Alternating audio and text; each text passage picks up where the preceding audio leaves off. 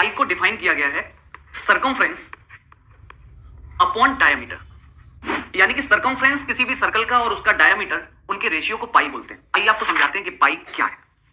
दरअसल किसी भी एक सर्कल का मैंने मान लिया ये डायमीटर, मुझे पाई निकालना है, तो पाई के लिए मुझे सर्कमफ्रेंस चाहिए इन टर्म्स ऑफ डायमीटर।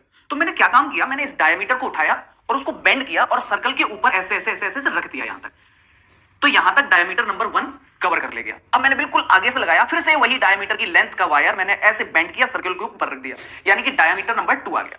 फिर मैंने क्या किया, मैंने एक और वायर उतनी ही लेंथ का रखा और ये ऐसे छाप दिया, यानी कि देखा जाए तो 3 डायमीटर में सर्कल ऑलमोस्ट कवर हो गया, बस बचा इतना हिस्सा।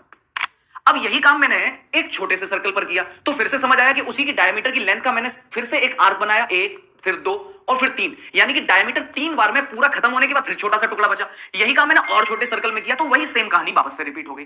तो कुल मिलाकर के ये देखना था कि यार ये जो छोटा सा टुकड़ा बन रहा है, अगर मैं इसको सीधा करूं तो वो टुकड़ा हमारी पूरी डायमीटर के लिए कौन सा वाला पार्ट है इसका। कहने का मतलब ये आधा है, चौथाई है, 1/3 है, 1/7 है, क्या है ये, वो पता लगाना था। अभी तक पता ये चल चुका था कि सर्कमफ्रेंस जो है वो 3 डायमीटर के बराबर तो है ही है, अब कुछ और जोड़ना है उसमें।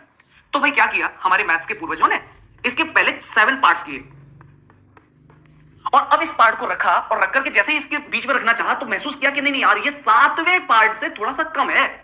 तो बोले कोई बात नहीं, फिर एक काम करो 8 पार्ट करो और अब फिर से रखो कि वो वाला टुकड़ा कहां फंसेगा। तो जैसे ही रखा वो यार इससे बड़ा निकल गया।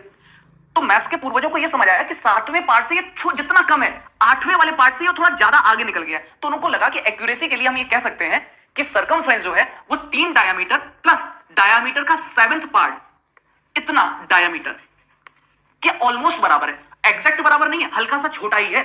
तो इसको जब सॉल्व किया गया तो ये निकल के आया 22/7 डायमीटर, और अपॉन में पहले से था डायमीटर। भाई डायमीटर डायमीटर कैंसिल करते हैं तो हमें वहां से वैल्यू मिलती है कि pi is equal to 22/7। But सच्चाई आप जानते हो, क्या ये वास्तव में इसका पूरा 7th पार्ट था? नहीं, ये 7 से थोड़ा सा क्या था, छोटा था। इसलिए पाई की वैल्यू एग्जैक्ट 22/7 के बराबर नहीं होती है। पाई की वैल्यू दरअसल 22/7 से थोड़ी छोटी होती है।